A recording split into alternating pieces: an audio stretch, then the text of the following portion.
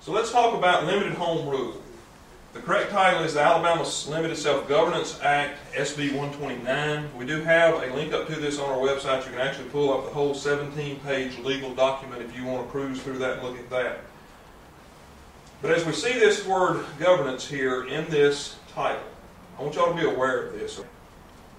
And this definition is directly out of the United Nations Human Development Report, 1999. Governance is not government.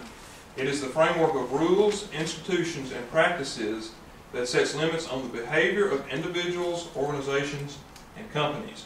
We're used to dealing with government or governing bodies. This is totally different, and it's governance.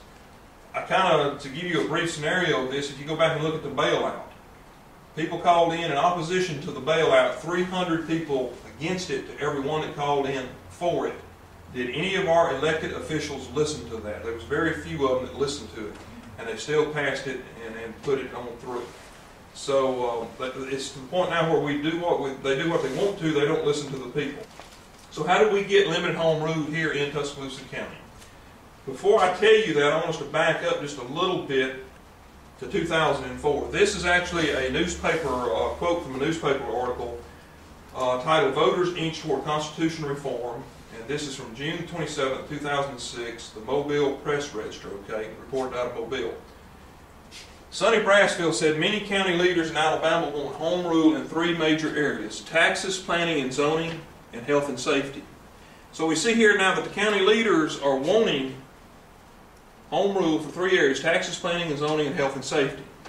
After wholesale constitutional reform failed again 2 years ago in the legislature, county leaders came up with a new approach. Didn't get what they wanted here, so now we're going to come up with a new approach. Brasfield said that a group of county officials from across the state met and decided to separate health and safety from the more controversial issues. In other words, health and safety, that's good, that's warm and fuzzy. We can probably get something in on that, we can get our foot in the door with that. But now when we start talking about planning and zoning, boy, that's going to get some people's attention, so let's leave that alone for a while. We weren't willing to wait around for constitutional reform. Talking about rewriting the Constitution, Brasfield said.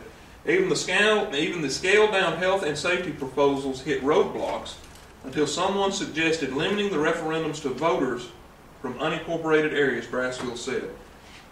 This was the discussion in 2004, some of what Brasfield's talking about. This was reported in June of 2006. In November of 2006, it was put on the referendum for the people of Tuscaloosa County to vote on. This is the ballot language that the people actually looked at when they voted. When they went into the poll, this is what was on the ballot. Shall the provision of Act Number 2005-200, which authorizes the county to abate certain health and safety nuisances, be applicable in the unincorporated areas of Tuscaloosa County? People got to read one sentence to vote on a 17-page legal document. Most people didn't know what they was voting on unless they researched it. And nowhere in here does it talk about junk or having to put your stuff behind the fence to get it away from public view. This is deceiving, and this is very deceptive ballot language. Let's talk about limited home rule. Under limited home rule, our county commissioners now can pass ordinances in these 5 areas: abatement of weeds, control of animal and animal nuisances. Actually, if you go back and look at the reference to it, abatement of weeds, anything over 12 inches tall in the county now, the county commissioners can pass an ordinance to abate those weeds. Anything over 12 inches high. What you do with a hayfield now, I do not know. But that's where this can go.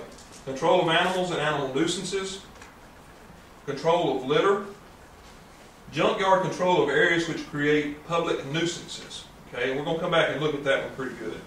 Abatement of noise, unsanitary sewage, or pollution. The people of Tuscaloosa County do not get to vote for any of these nuisances or any of these ordinances. And another thing I want you to think about too is you look at these 5 areas. What is our health department for? You can already pick up control of litter, unsanitary sewage, pollution. We've got ADM for this kind of stuff.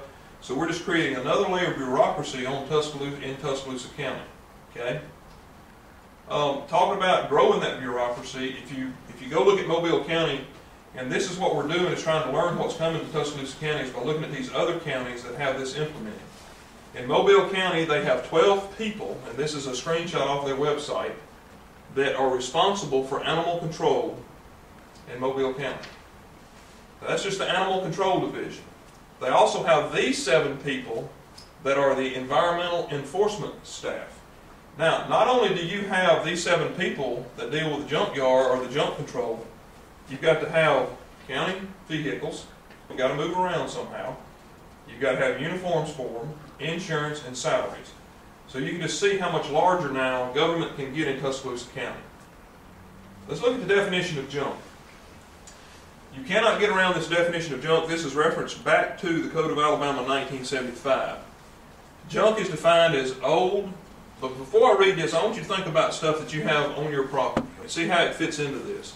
Junk is defined as old or scrap copper, brass, rope, rags, batteries, paper trash, rubber debris, waste, or junk, dismantled or wrecked automobiles or parts thereof, iron, steel, and other old or scrap ferrous or non-ferrous materials. Ferrous there means containing iron, is what ferrous means.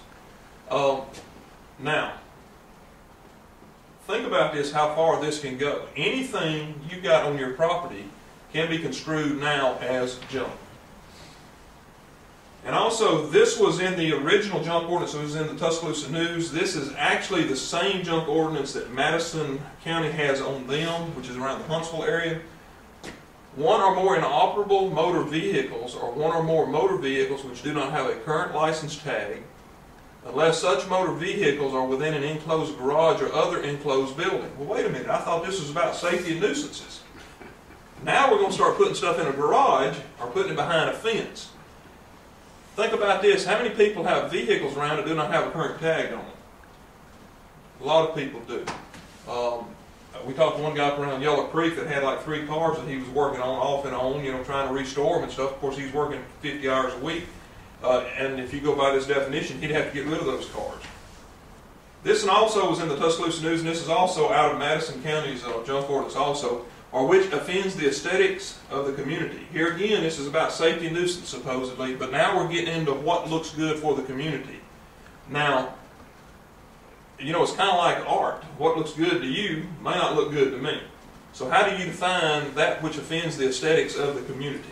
That's how far-reaching this can go. Now we've got to try to start keeping up appearances. And so you can really go to a lot of different areas with that. And the enforcement officer can come onto your property without a warrant or without your permission according to this act. And also, this is directly quoted here from SB 129, Section 3E. This gets into the fines and what can happen.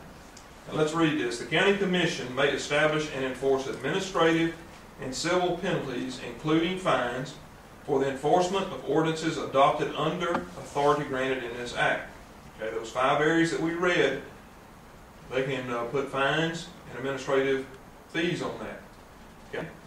The fine shall not exceed $150 each day. The violation continues shall construe a separate offense. However, the total fine shall not exceed $5,000. They're going to give you 10 days to clean up the supposedly offense. Then they're going to start the clock running at $150 a day, not to exceed $5,000, plus administrative fees, which could actually double your fine. And here's another thing about this. If you want to appeal this decision, you come before the county commissioners to plead your case. Rather than going before the judge, these are the same ones that pass the ordinances. These are the same ones that's overseeing the enforcement of the ordinance, and these are the same ones that are going to judge you now if you feel that you have been falsely accused of having junk on your property. Keep in mind, you do not define what junk is. The code enforcement officer, when he comes out to your property, will define what junk is according to these definitions. It doesn't matter if that farm implement was your granddaddy's. If it's construed as junk, it's going to have to go. Never mind if you've got mama's car sitting beside the shed there that you want to keep. They deem it to be junk, it's got to go. Sentimental value is not going to play into this. And here's the Code of Alabama. This is another quote I pulled up from the Code of Alabama 1975. And we get to talk about health department issues here. We've already kind of alluded to that some of this can be handled by the health department. This is section 22-3-2.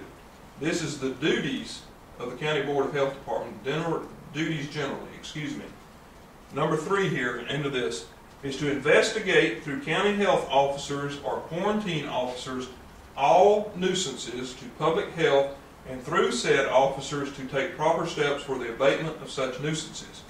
Do y'all see what's happening here, people? We're getting away from the regular law and people that are hired and trained to deal with these issues. And now, all of a sudden, the county commissioners are going to be stepping in and taking care of this through a code enforcement officer. Let's also look here at another thing from the Constitution of Alabama, 1901, Section 44. Composition of legislature. And I think this will make sense here when I bring this point out. The legislative power of this state shall be vested in a legislature, which shall consist of a Senate and a House of Representatives. Pretty much what this means is any laws passed, of course, in the state of Alabama go back through Montgomery. And then if our county commissioners get the legislators to put it on the ballot, we get to vote on it. Now we're sidestepping that issue, and these ordinances can be passed by the county commissioner board. I said this to say this. Counties are political subdivisions of our states. They are organized to assist in the local administration of state functions. And that's directly from the Alabama County Commissioner's Handbook, 8th edition, page 8. I say that to say this. Tuscaloosa County or any other county is not its own little entity doing its own little thing out here. We're answerable to the state. We're a subdivision of the state. We're supposed to assist the state in the administration of state functions. Okay. Let's look at the effects of self-governance here. This right here is James and Barbara Lilly's farm in Pennsylvania. I picked up on this in January. Let me just kind of give you some background here. I think it was about 3 or 4 years prior to this, January of 2008. They were cited by a code enforcement officer for, quote, having junk and some stuff around their property that needed to be cleaned up. Now, they own a 110-acre farm. Well, James and Barbara, they hired a lawyer. They went all the way to the Supreme Court with this. The Supreme Court struck it down. Now, they're going to have to back pay fines and penalties, which amounts to, I think, about $800,000. And it was even quoted that the township manager said they didn't leave them a choice and they would do whatever they could to collect this this fine. And in April of this year, this is a picture from April of 2008, the township went in there and started cleaning up the property. And this is that picture there, it blew up. People, I don't want to see either county equipment on private property or contractors that the county has hired to clean up property. And, you know, this may be junk to somebody. I may not have a use for this and construe this as junk, but to these people, it's probably not junk. If they run a farm or something, there may be some parts here that they need or something. I don't know. Here's just a quote of it. This is also from the article here. The long legal battle between the Lillies and the township regarding the state of their front yard and their 110-acre farm is over. This morning around 8 a.m., a dozen deputies from the Northampton County Sheriff's Department, a bulldozer, a backhoe, dumpsters, and various trucks descended upon the Lilly farm at 248 Cromer Road and cleaned house. We didn't want it to come to this, Township Manager Aaron Hook said, but he didn't leave us any choice. James Lilly watched the bulldozers smash sheets of steel and plop ancient rusted farm equipment into dumpsters. He looked sad and beaten. Barbara Lilly sat on top of a bucket, her head in her hands. The township don't run by the Constitution of the United States, James Lilly roared. All they want to do is get me out of here so they can build houses back here. Think about this too now. This brings up another point with they had to call in the sheriffs out here to make sure that nobody, I guess, got upset and out of hand, of course, to keep James and Barbara Lilly in their place. But as our Tuscaloosa County sheriffs, are they going to be willing, and deputies, are they going to be willing to go to Grandma or Granddaddy's house? And what are they going to do when Grandma comes out of the front door waving shotgun? That's just something that we've got to think about because it's going to put some people in some very peculiar situations here. And we don't want it to come to that. Let's also kind of go back here, talk about ordinance and stuff real quick. This is the city of Orem, which is in Utah. And I remember this in the summer of 2007 when this happened. This is the Neighborhood Preservation Unit, which is in charge of unkept yards and junk vehicles. And what I like about the city of Orem here on their website, in the upper right-hand corner, they actually say Family City USA. This lady right here made national news. Her name is Betty Perry. She was cited by these officers, or one of these officers, and when they went to give her a citation, there was a little bit of a struggle that ensued on her porch. She's a little senile and she didn't quite understand what was going on. To make a long story short, she ended up with a bloody nose and she ended up going to jail. Here's what she got arrested for and was given a citation for. She could not afford to keep up the appearance or the aesthetics of the community because she could not afford to water her grass. Now, that's what these ordinances come to and develop into. Let's take it down a little bit closer to home now.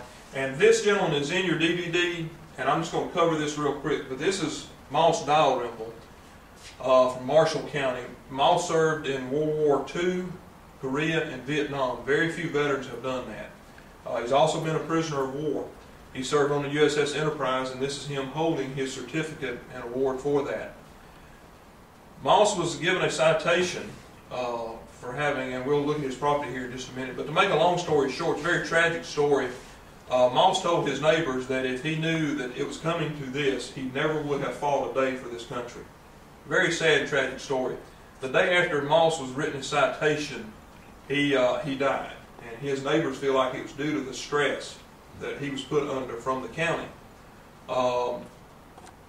He was even trying at one time to get he contacted his neighbors. Neighbors said they tried to help him move some of the stuff to the back lot. He was trying to put a battery in his tractor where he could do that.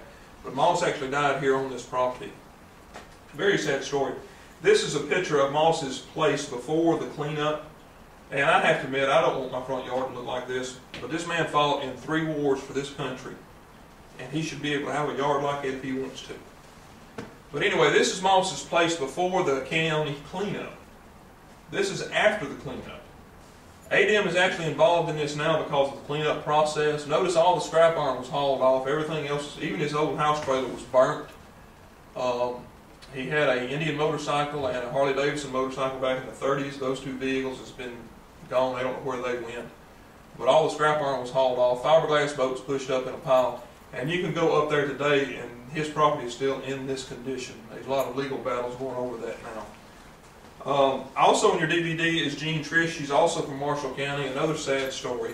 But please take that DVD, share it with your friends, and look at that. But the good news is that the Limited Self-Governance Act can be repealed by a vote of the people. Okay? There's 3 ways that we can deal with limited home rule now in Tuscaloosa County. Our county commissioners, the first way is our county commissioners can put this back on the ballot and let the people of Tuscaloosa repeal it by a vote. We asked our county commissioners to do that back in April of 2008, and they have declined to do that. The second way, and this is presently the way we're doing it now, is we can petition for it to be put back on the ballot, and we have to have 10% of the registered voters to sign a petition, which is about 3,700 signatures. We've got, and I'll pull up figures here in just a minute. This is the only thing that our county commissioners are going to listen to is these signatures because they have to. Third way we can do it is elect commissioners who will not pass these ordinances and who will put this back on the ballot and let the people of Tuscaloosa County repeal it by a vote. These are the figures right now. We're probably pretty close to 800 on our petition drive. I know some people have got some that they hadn't turned in, but 800 is a real good solid figure, so probably about 21, 22, 23% there's where we're at now. And I put this up here, and a lot of people say, well, Danny, why do you put this up here? And I think it's very important that we understand this. This is a direct quote from the Manifesto of the Communist Party, Chapter 2. You can go back me up and look at that up for yourself if you want to. But I want y'all to read this.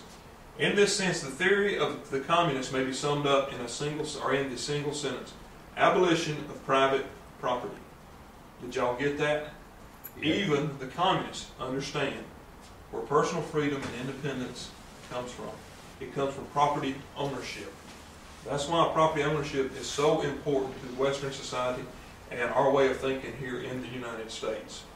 You think about the people that come through the Depression, they made it because they could scratch a living out of the ground. They had something. They had independence. They were free because they could work and they had something to go back to. And that, was, of course, was the earth, whatever they had accumulated up and saved up. If you'll ask most of your elected officials today what is the purpose of government or what is the object of government, probably 95% of them do not even know this quote exists. This is directly from the Alabama Constitution, 1901, Article 1, Section 35. There's also a Bill of Rights in our state constitution. I want y'all to read that the sole object and only legitimate end of government is to protect the citizens in enjoyment of life, liberty, and property, and when the government assumes other functions, it is usurpation and oppression. And put that in the back of your head, memorize that quote, But whenever you talk to an elected official, ask them what is the object of government. See if they know this. This is the sole and only object of government right here, is the protect the citizens and enjoyment of life, liberty, and property. So what can you do to help out with limited home rule? Sign the petition and get signatures. That is so important. And if you haven't signed the petition before you leave tonight, please do so. Take some extra petitions with you and hand out and get some signatures. Another important thing that you can do is educate yourself. I cannot overemphasize how important that is. But folks, we have got to educate ourselves on these issues. We've got to stay abreast of this stuff, and we've got to watch our elected officials and hold them accountable. Also, another way is visit our website. I've already alluded to that. Please go to that and check that out. A lot of good information there. Word of mouth is the best advertisement. Tell everybody you can about limited home rule. Set up a meeting in the community. We can meet at a fire station, a church, community center, any place you'd like to. As the old saying is, we have computer, we will travel. We love getting out in the community and putting on these presentations.